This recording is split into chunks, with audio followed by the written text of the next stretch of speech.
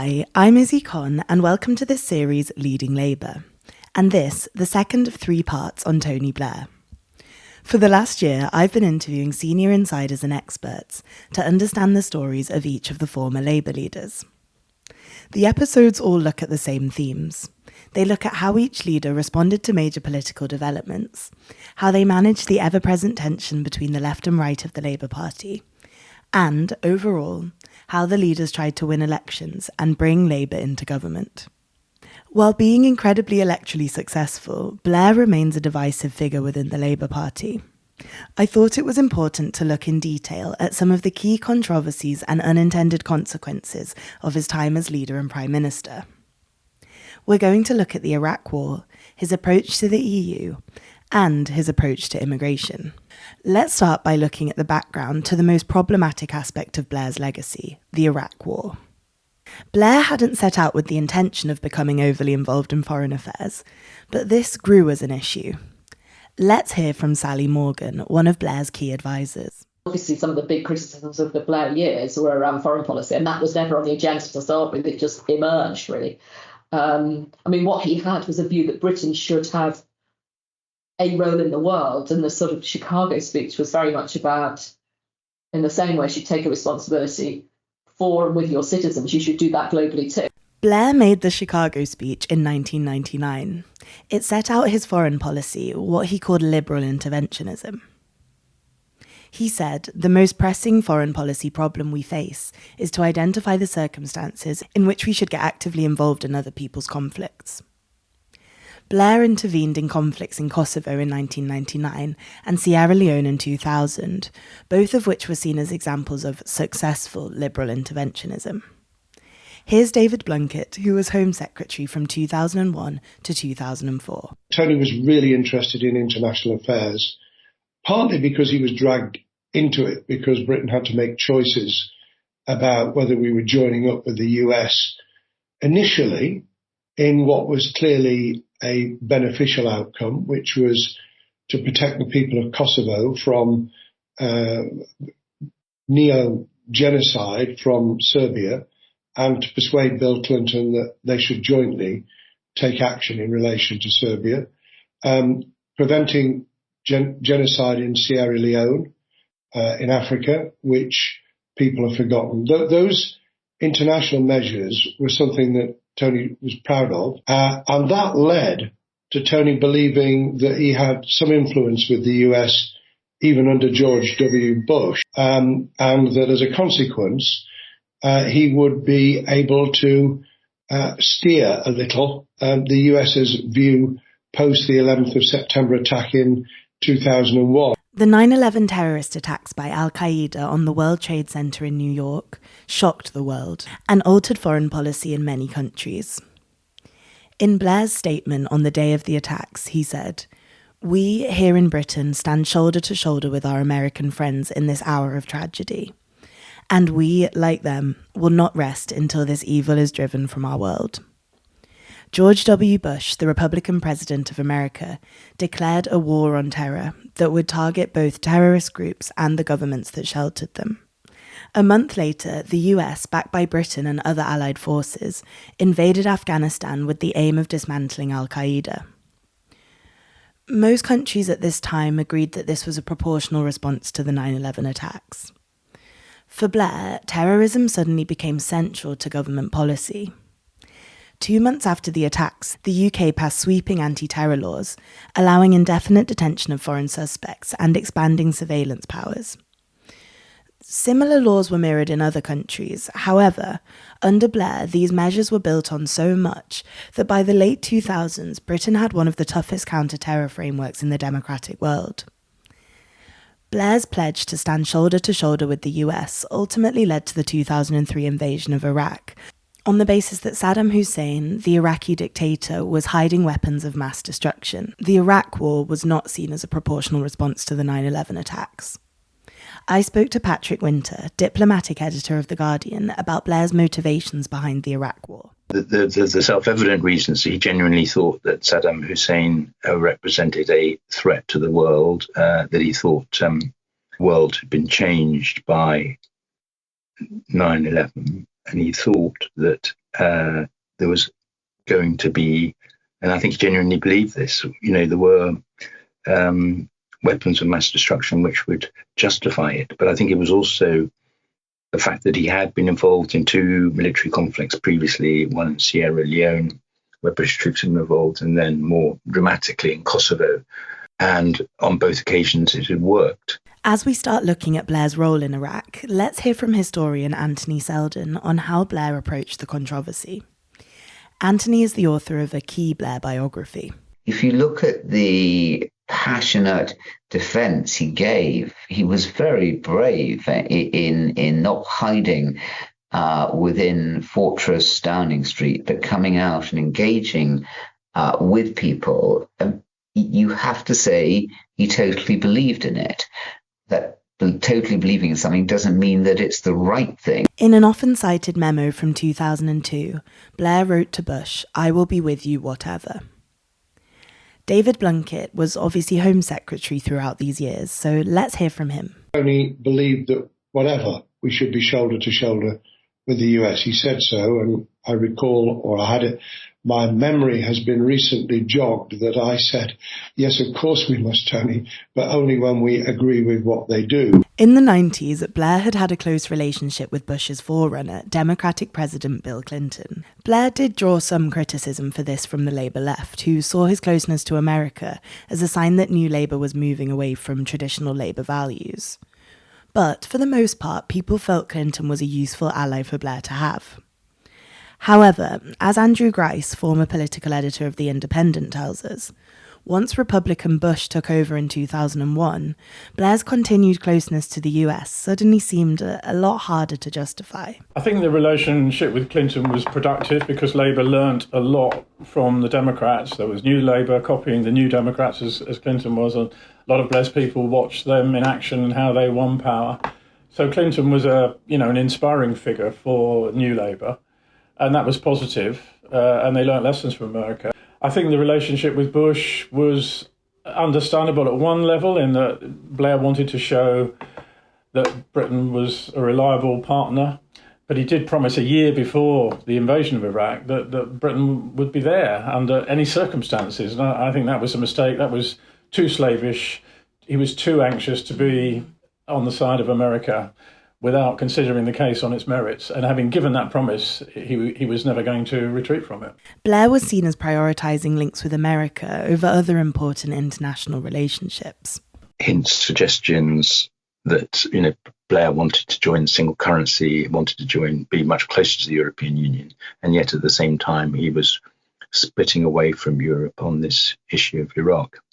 So everyone thought it was a very high price he was paying for this.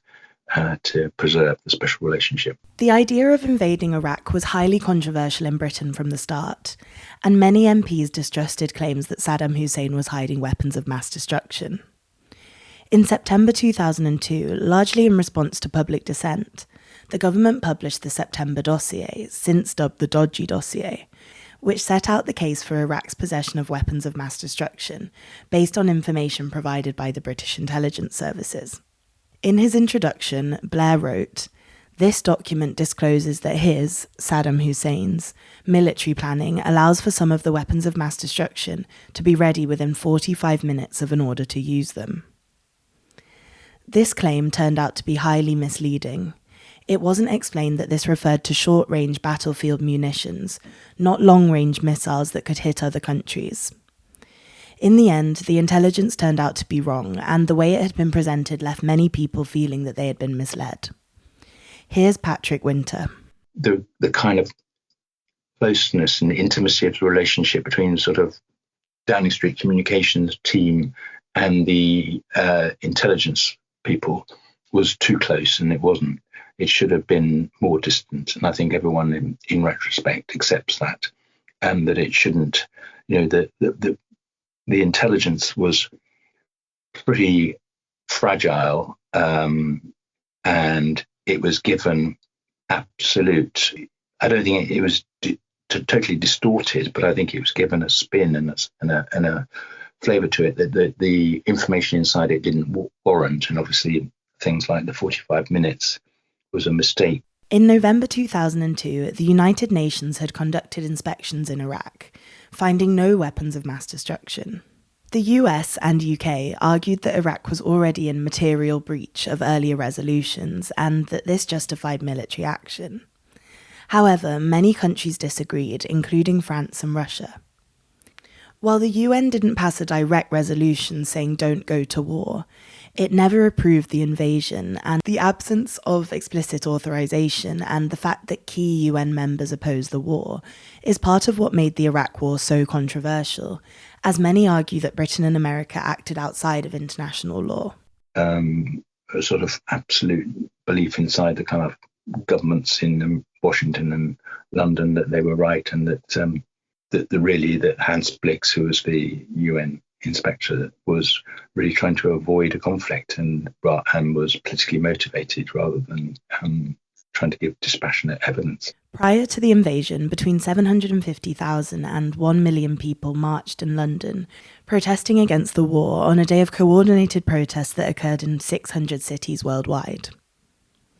On the 18th of March 2003, Parliament passed the motion that the government should use all means necessary to ensure the disarmament of Iraq's weapons of mass destruction, by 412 to 149 votes, signifying approval for the invasion of Iraq. In Blair's speech prior to the vote, he had said, "Tell our allies that at the very moment of action, at the very moment when they need our determination, that Britain faltered. I will not be party to such a course. This is not the time to falter." The US-led allied forces of American, British, Australian and Polish troops invaded Iraq 2 days later. Ultimately, no weapons of mass destruction were found, and in Britain a crisis unfolded when Andrew Gilligan, a BBC journalist, reported that intelligence in the September dossier had been sexed up, specifically the 45-minute claim, after having an off-the-record conversation with David Kelly, a weapons expert at the Ministry of Defence. In order to undermine the BBC by showing that Gilligan's main source wasn't high-level but just a mid-ranking scientist, the government, in effect, let Kelly's identity slip out. Ultimately, there was an attempt inside the government to try to get David Kelly's name into the public domain, in the sense that they said to journalists, if you say to us the name of the person you think it was responsible for leaking this information to the BBC, we will confirm it. Amidst an intense amount of parliamentary and media scrutiny, David Kelly took his own life on the 17th of July 2003. I think they should have protected Kelly much more than they did, but that's all, it's easy to say that in retrospect. Relatively quickly, it became clear that the Iraq War was a strategic failure. Obviously, no weapons of mass destruction had been found, which had been the central justification for the war. And, while Saddam Hussein had been removed, this had left a power vacuum which was filled with violence and sectarian conflict that had not been planned for. Let's look in detail at the problems. I think one of the things that is really important to understand is the degree to which MPs, when they were voting on all this, really didn't have very much understanding of Iraq as a country. I don't think there was a kind of understanding of the kind of Shia-Sunni split inside Iraq. And I doubt if you look at the debate in which they finally voted to back war, there was, I don't think the word Shia or Sunni feature. Many of the academics that spoke to Blair kept on trying to say to him, please think more carefully about what's going to come afterwards. The alliance didn't really know what Iraq would look like afterwards. And secondly, there was a perception that Bush and Blair were taking the world into a war on a lie, that they didn't have any real knowledge of weapons of mass destruction, and that some of the arguments being put up were bogus. The build-up to the invasion of Iraq caused division in the party and in the cabinet. Clare Short, who had been International Development Secretary since 1997, resigned in May 2003. In her resignation statement, she said that Blair is in danger of destroying his legacy, as he becomes increasingly obsessed by his place in history. Will, the editor of this podcast, spoke to Clare about her view of Blair's leadership during this time. The way Tony kept the party on board was to keep pretending, I think it is pretending now, looking back, suggesting that it wasn't inevitable, there might be other ways of doing things. And of course, that keeps people on side thinking, I might be able to get this to be different. Right up to the invasion, because I still think we could have done a Milosevic on Saddam Hussein, indict him in breach of international law, let the people of Iraq send him to the international tribunal and open up the country from sanctions, and you would have got Well, I mean, we should have tried things like that. But in the end, it's not just Blair. Britain is absolutely, the foreign policy thinking is absolutely tied to following America wherever it goes. Patrick Wintour explains that so for government, Blair's casual approach to cabinet discussions prevented a higher level of scrutiny. I don't think the cabinet overall knew the degree to which the planning for what was going to happen after the war had been so poor. And I think if more of the cabinet had known how shaky was being planned afterwards, there might have been more resistance. And that was a weakness of Sophie government. Let's hear from Anthony Seldon on how Blair responded to the direction that the war went in. I think it became progressively a shock for him. He never thought it was going to be easy, but he didn't think it would be as difficult as it was. But he held to, and still holds to, his belief that he did the right thing. But if you study history, and I don't think that he did sufficiently study history, you have to know that you cannot enter any war without being clear about what the reason for it is, and what the exit plan is.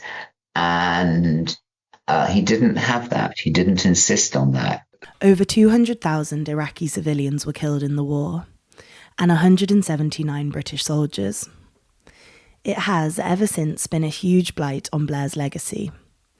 Let's hear from Patrick Wintour and Clare Short. I do think it damaged the standing of politics and politicians, and it is a remarkable fact that we did go to war on the basis that there were weapons of mass destruction that represented a threat to the West, and none were found. And people have made up some very kind of complex reasons for why that was the case. That really meant I lost my faith in the Labour Party, because not only was it profoundly wrong, a lot of deception had gone into getting us there.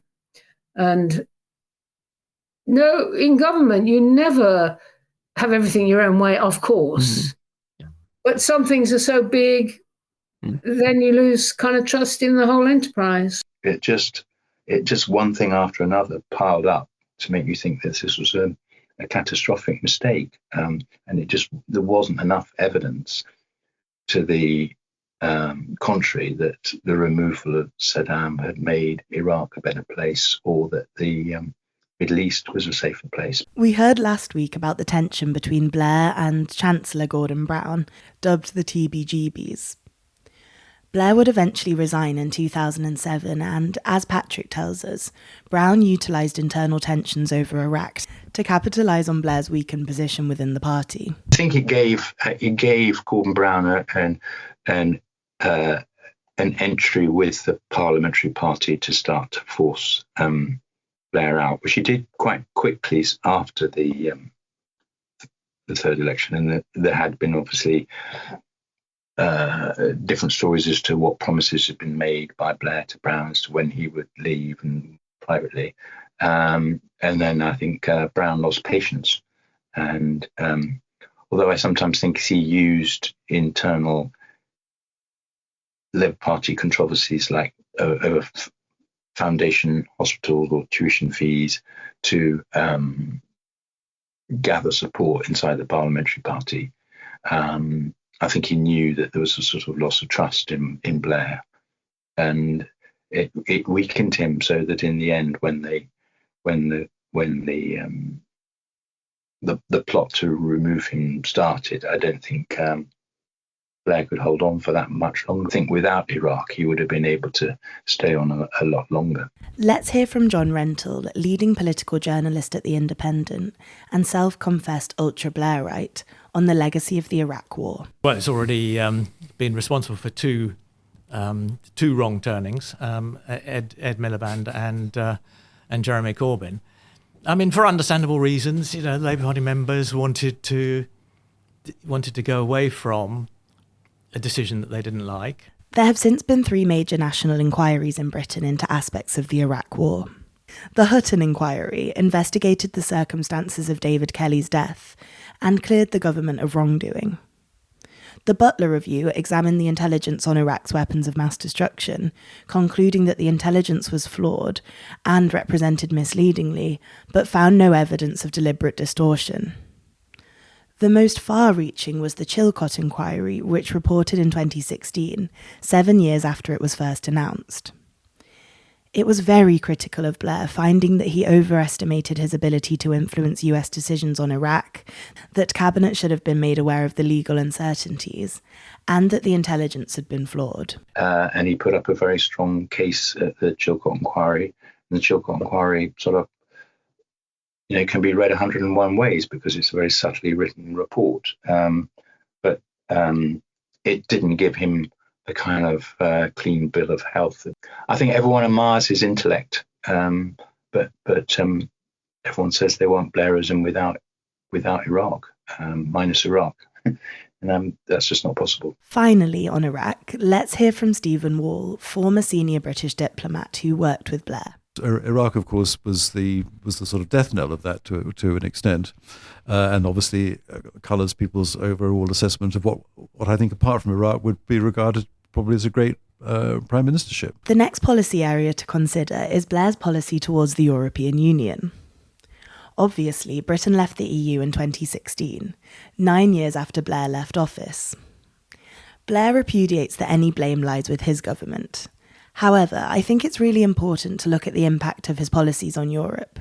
He clearly saw the value and importance of the EU, but didn't communicate it strongly to the British public. Blair had a strong belief in globalisation and thought that Britain should play a leading role in Europe from the outset of his leadership. In Labour's 1997 manifesto, they pledged to give Britain the leadership in Europe which Britain and Europe need. Here's Sally Morgan. Tony had it instinctively was very pro-EU. That was slightly, it was sort of in his gut, if you like. He wanted, and there was for a period, Britain was seen as a very leading member of the EU, I think, and he was good at politics and people, and in the end, things like the EU do run on politics and people. It's about personal relationships, a lot of it, and he was good at that, and he put time into it. I also spoke to Richard Corbett. He was a Labour member of the European Parliament from 1996, and went on to lead the European Parliamentary Labour Party from 2017 to 2020. He explains that despite Blair's enthusiasm for Europe, he never fully made attempts at selling the message to the British public, likely because of his desire to keep the tabloid newspapers, who traditionally distrusted the EU, on side. Let's hear from him and Andrew Grice. Always billed himself as a pro-European, but was often quite hesitant to commit. Always had an eye over his shoulder at the Eurosceptic media in Britain. Made some very good pro-European speeches in places like Warsaw and Ghent, but less frequently in Britain. Blair succeeded in working more closely with our European partners, much more constructive attitude than under the previous Tory government. He sold Britain to the EU, but he failed in his attempt to sell the EU to voters in Britain. I think that what really happened was that the flaw in the pro-European strategy was that both Blair and Brown would go to meetings in Europe, meetings of the European Council, for example, the other leaders, and they would see it as a kind of point-scoring game, and they would play to a domestic gallery. I mean, all other EU leaders do that, but it undermined Blair's attempt to persuade the British public to become more pro-European. The euro was launched in 1999, and 12 EU countries began using it as their cash currency in 2002. Blair wanted Britain to join the euro, while Gordon Brown fought hard against it. Here's Stephen Wall, who was Blair's chief European advisor in the civil service. He did, of course, want to take Britain into the single currency, and I think genuinely that was an ambition for the second term. At one time, Jonathan Powell, who was the chief of staff, said to Tony Blair, "What about the Chancellor?" And Tony Blair said, "Oh, you leave Gordon to me." And we all thought that the two of them were talking, but of course they weren't talking. And when it came to it, I mean, Gordon Brown was opposed to our joining. This is seen as a classic example of the TBGBs. Blair never confronted Brown over the euro, despite its huge strategic significance, and it showed Blair's political instincts could be overruled by Brown's control of the economic levers. And then the remaining issue was the statement that was to be made saying that we weren't going to join. Who would make the statement? Would it be the Prime Minister or the Chancellor? And I think that Tony Blair wanted to give the sort of sense that it was a question of when rather than whether. But word came back from the Treasury that Gordon Brown would resign if he wasn't allowed to make the statement. So that was the kind of end of that. Stephen's view is that Gordon Brown at times misused the issue of Europe and the European political stage to gain leverage. Gordon Brown played a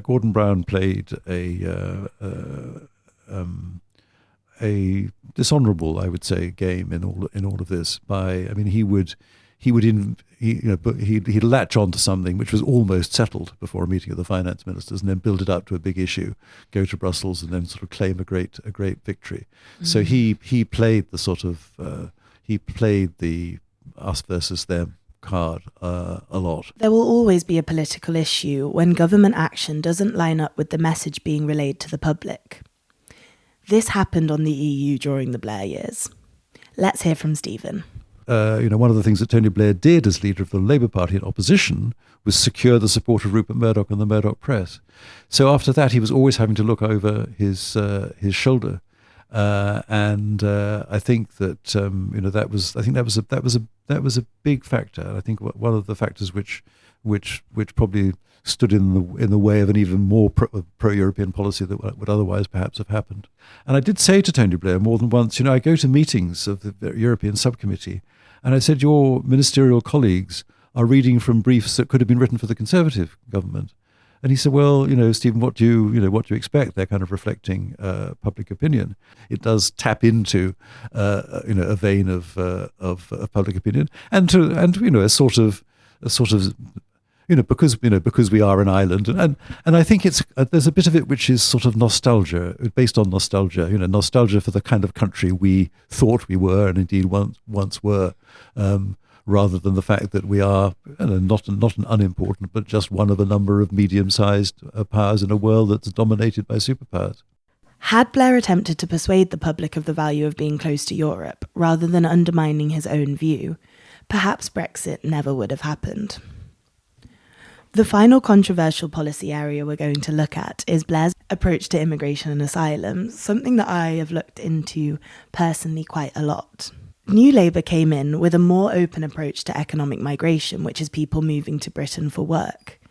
And between 1997 and 2010, annual net migration rose from around 48,000 to more than 250,000. When Blair first took office, barely any voters cared about the issue of immigration. Only about 3% said it was one of the top 3 issues facing the country. This could have been a great opportunity to persuade people that immigration was a net positive for Britain and for the British economy, which is obviously what many New Labour ministers believed. But the government never really made the case for it, and Blair combined a more open door for economic migration with a very hard-line stance on asylum seekers, those seeking refugee status in Britain because they fear persecution in their home country. This meant, even when ministers talked about the real and substantial benefits of migration, their words were usually buried in speeches that emphasised the introduction of restrictions on asylum, meaning that while immigration rose, the government's own tough language on asylum helped to legitimise public anxieties, which were often stoked by fabricated tabloid horror stories about asylum seekers. By 2005, 33% of voters said immigration was one of the country's top concerns, a figure that has stayed high ever since. I spoke to Maya Goodfellow about this. She is the author of the book, Hostile Environment: How Immigrants Became Scapegoats. Unfortunately, throughout Labour's history, especially its recent history, it has, I would say, too many moments pandered towards and strengthened anti-immigration sentiment instead of challenging it. One is certainly the media in Britain, which has had quite a virulent anti-immigration sentiment throughout large parts of the media for a very long time. Labour have often kind of pandered to that instead of challenging it, and I would argue in turn have then strengthened it.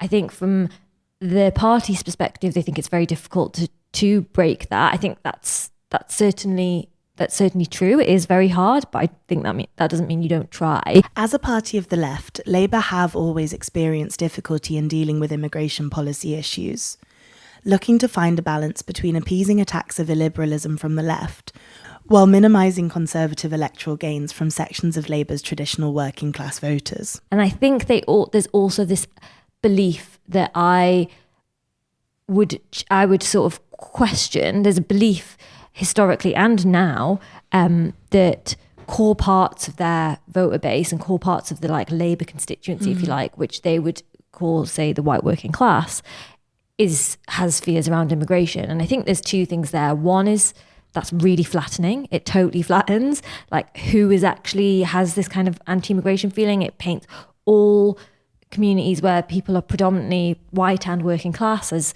if they are all kind of inevitably moving towards this anti-immigration sentiment, ignoring all the middle classes who also, parts of the middle classes who also have these views. It raises working class people of colour, who are also an important part of historically of people who have voted Labour. But I did say two things, but the third thing actually that I think is really key here is that whilst some of that sentiment does exist, I would not deny that there are people who are working class in Britain who have anxieties around immigration, dislike the change that's associated with it, feel like their living standards are being made worse by immigration. People may believe that and think that. I would argue that it's not true, and Labour could challenge that, and actually to refuse to challenge it, I think, is somewhat patronising. It suggests that people can't be talked, you can't talk to people, you can't kind of try and persuade them of what you think, which is really part of what politics is about. And so for me, one of the problems with it is this kind of idea of inevitability, that people are going to inevitably have this feeling around immigration. And I think that's, that those feelings are born in a context where immigration is consistently problematised. The first new Labour immigration minister announced a new approach that they called managed migration, which was different to the highly restrictive approach taken by the Thatcher governments before them. Let's hear from Maya on how this marked a change. They did come in, they said they were fairly relaxed about immigration. They wanted to make it work for the economy. There was a change from what had come before. They did talk a bit about the positive impact that immigration can have. They changed some of the rules. So they broadened existing visa schemes. They introduced new ones for so-called low and high skilled migrants. They also increased the number of international students that could come to the UK. They relaxed the criteria for certain work permits. Two in particular notable things that they did is, one, they granted leave to remain for around 70,000 people. So that meant people basically who were waiting on their applications to be processed were given the right to stay in the country, which is no small thing. And they also got rid of what was called the primary purpose rule, which was introduced by Thatcher in the 80s. And that made it very hard, that rule made it very hard for people who were married to a British citizen to prove that the main reason for their marriage wasn't to be able to come and live in Britain. So that basically made it hard for people to be in the same country, and they got rid of that. There was a rhetorical and literal difference in how New Labour approached immigration rules. Nick Pearce was a chief advisor to David Blunkett at the Home Office at this time. I went to work in the Home Office in 2001, and that was a very difficult year in British politics, because you had the 9/11 attacks, which kind of completely transformed the world environment, initiated the sort of war on terror. You had there were riots in England, England's, particularly in places in the north of England, northwest and Yorkshire. And then you had a very large increase in people coming across the English Channel, either in lorries or in the trains in the Eurotunnel. And so there was quite, it was a pretty toxic mix, actually, of issues that kind of rose up in public concern. My job at the Home Office was to advise on immigration and asylum policy, and we had the objectives of the Home Secretary at the time, of David Blunkett, were to try to integrate what we were doing on economic migration with asylum policy and asylum reform, and on citizenship. So to try to make sure that we had a kind of a policy framework that allowed managed migration, that dealt fairly with asylum claims but reduced unfounded claims, which was a big concern to the Prime Minister. This duality, the belief that if illegal migration was tackled, the public would accept increased economic migration, led the government's approach. Let's hear from Maya Goodfellow.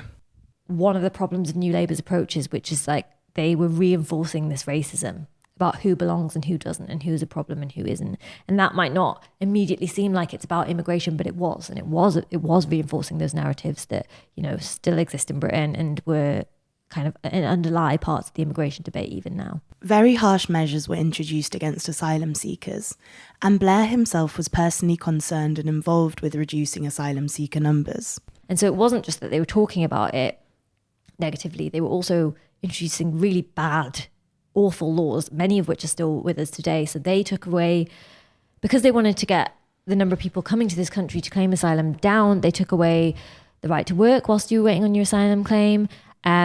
When you were in country and applying for your asylum, you put in your asylum application, the amount of support you could get was incredibly limited. They also stripped back legal aid, which we're still seeing the dire impacts of that today. So people really struggle to get decent legal representation, and then they get their asylum claims rejected, and then everyone says, everyone's pretending, these people are pretending to be asylum seekers, but actually part of the problem is they don't have decent legal representation. It's clear that government policies towards asylum were guided by electoral concerns. In 2003, Blair told a meeting of the Parliamentary Labour Party, "We need to continue to get the system under control so that it ceases to be an issue for the electorate."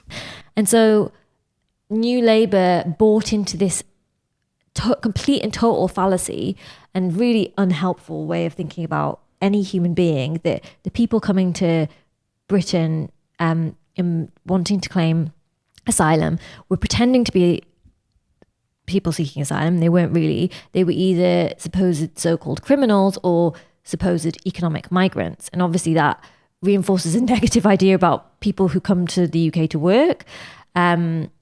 But it also reinforced a negative idea about asylum. And they based a lot of their kind of thinking, and as is now still the case, around this idea that if you reduce the so-called pull factors, and that is things like a welfare system or housing or work, so this idea that people will come to the UK because they think they can get these things, so they're like they pull them here.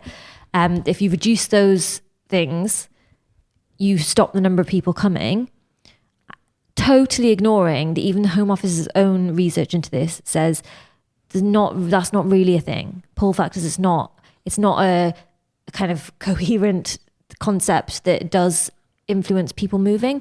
Most people moving are just moving to try to get to safety. This, then, was the background to a very key decision.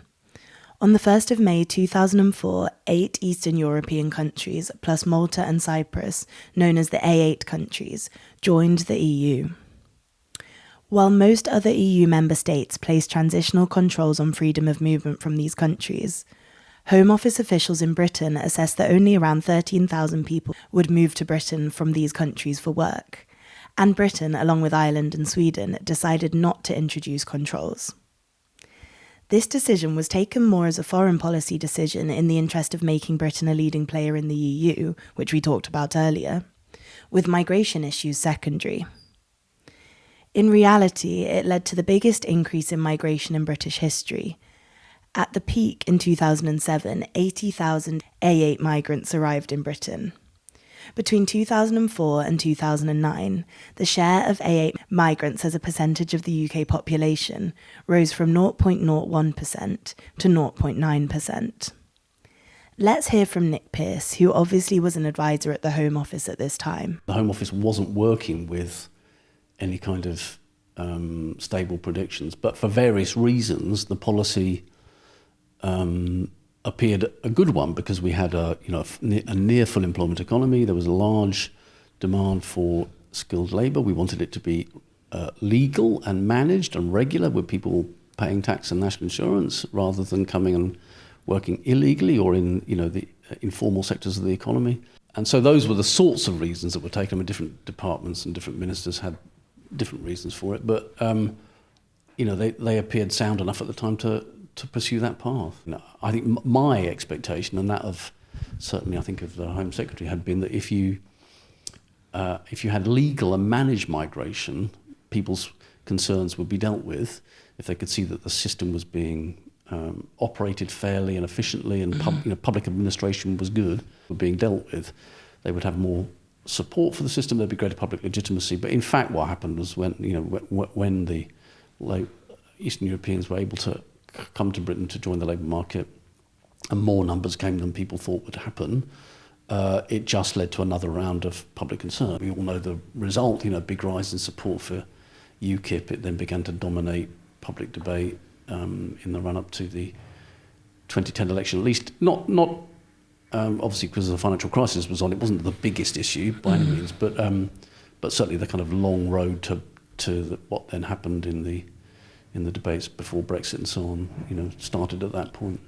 The AA accession is all happening in the context where immigration is still being problematised in all the ways that we've already talked about. So then you kind of get to Brexit and the referendum vote and all of that, and what you have is this ongoing idea that people are a threat and a drain. And so it's true that people came, but that doesn't automatically mean that they were a drain and a problem for the country. That's just the narrative that was kind of around. Today, in 2025, immigration remains a huge political issue that at times is incredibly toxic, and we have left the EU.